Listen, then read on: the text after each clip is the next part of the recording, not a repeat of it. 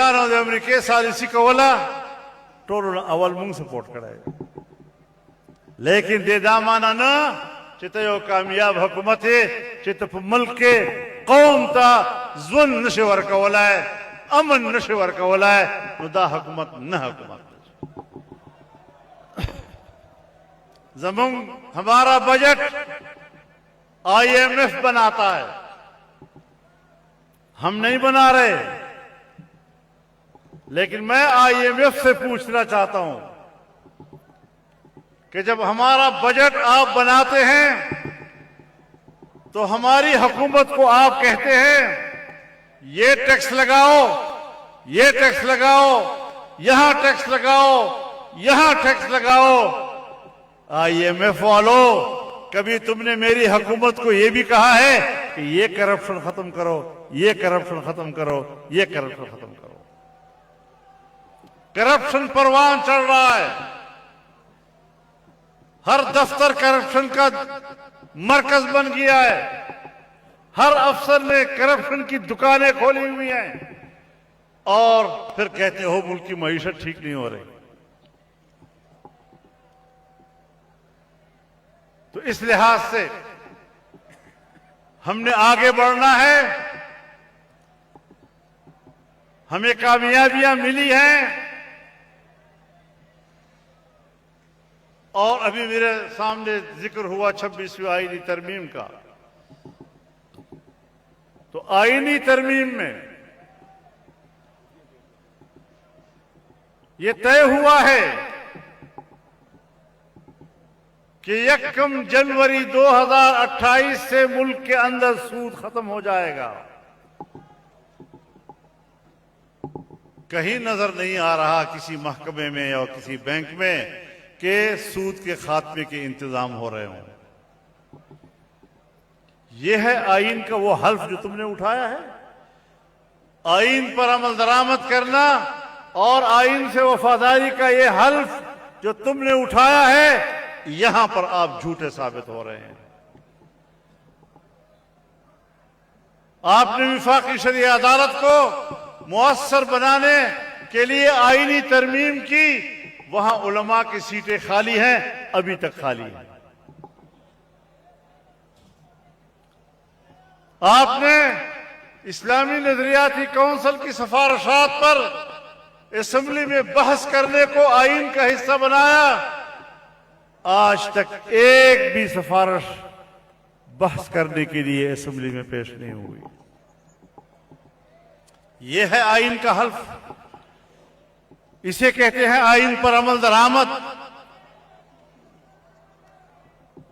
एक दबाव में आकर जब तुम फैसला कर लेते हो, बात मान जाते हो, फिर जब वो दिन निकल जाते हैं फिर तुम्हें याद ही नहीं रहता। हमारे सदर साहब कहते हैं कि मुआहिदा करना क्या ये कोई कुरान और सुन्नत की बात है?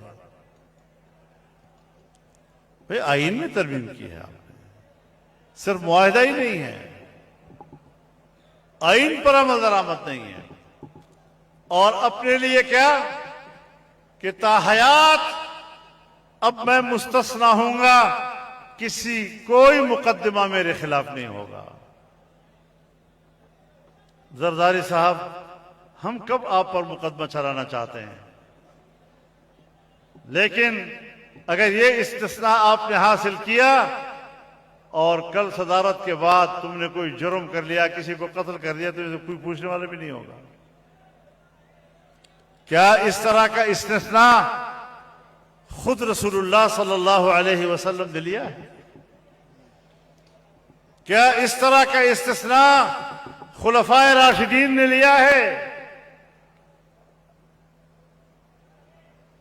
अगर इस तरह का इस्तिस्ना अंबिया ने नहीं लिया, रसूलुल्लाह सल्लल्लाहु अलैहि वसल्लम ने नहीं लिया, आप कौन होते हैं कि आप जुर्म भी करेंगे और आपके खिलाफ कोई मुकदमा भी नहीं हो सकेगा?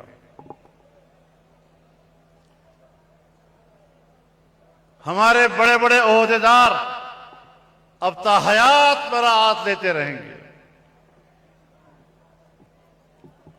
ये तो पाकिस्तान के गरीब लोगों का इस्तेहसाल है। गरीब को रोटी नहीं मिल रही, गरीब को जिंदगी नहीं मिल रही, गरीब अपने बच्चों के स्कूल की फीस नहीं दे सकता, गरीब अपने बच्चों के इलाज के लिए दवाई नहीं खरीद सकता। आम आदमी की हालत ये हो गई है। और आप लोग हैं कि जो पाकिस्तान के खजाने के मालिक बने हुए अय्याशियां कर रहे हैं। जमीयत उलमा इस्लाम तुम्हारी इन अय्याशियों के खिलाफ एक तहरीक का नाम है। मेरे मोहतरम दोस्तों, अगर इस मुल्क को चलाना है, शाइस्तगी के साथ चलाना है, आईन और कानून की रोशनी में चलाना है, तो फिर जमीयत उलमा इस्लाम का रास्ता खोलना होगा। हमें मजबूर मत करो। फिर अगर तो घी आराम से डब्बे से बाहर आए तो ठीक, वरना फिर टेढ़ी उंगली से निकाला जाएगा।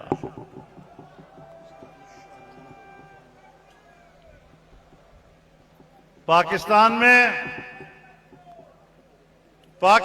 में जो सियासत हो रही है, ये सियासत आईन की सियासत नहीं है, दलील की सियासत नहीं है, ये कुव्वत की सियासत है। आओ माकूल तरीके से हमारे साथ बात करो, हमें मजबूर मत करो। आज अगर हमने आवाज दी, पूरा पाकिस्तान अव्वल ता आखिर इस्लामाबाद की तरफ चलना शुरू कर देगा।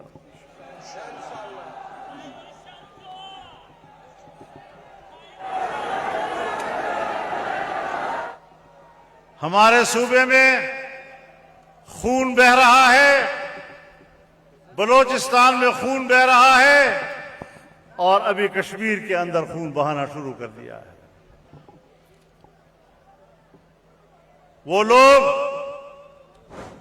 जिन्होंने चार्टर ऑफ डिमांड पेश किया है, सादा किस्म की बातें हैं। कोई ऐसी मुश्किल बात नहीं कि उसके लिए गोली चलाई जाए, बल्कि बैठकर बात की जा सकती है और मसले को शाइस्तगी के साथ हल किया जा सकता है। हम ईरान और अमेरिका के दरमियान सालिसी का किरदार अदा कर रहे हैं। अच्छी बात है खित्ते में अमन के लिए, लेकिन अफगानिस्तान के साथ क्यों लड़ाई छेड़ रहे हैं? अफगानिस्तान को, जिसको इस्तेहकाम की जरूरत है, जिसको इस्तिकलाल की जरूरत है, उनको आप कमजोर कर रहे हैं।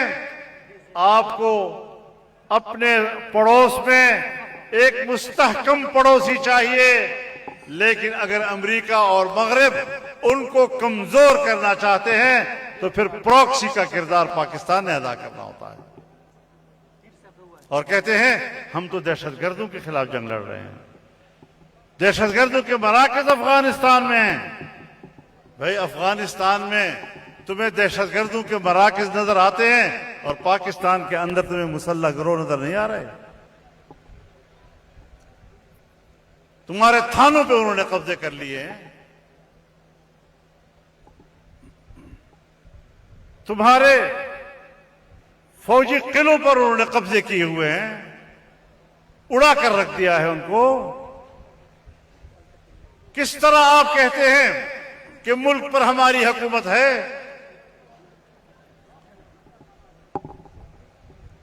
तो जान लो कि आपकी हिकमत अमली गलत है, आपकी पॉलिसी गलत है।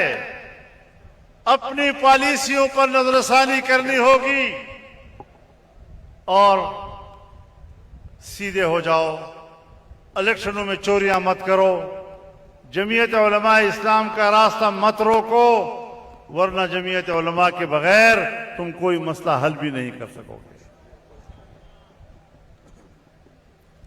वो कभी कभी हम कहते थे ना कि जमीयत के बगैर हुकूमत बनती नहीं, और अगर बन भी जाए तो चलती नहीं।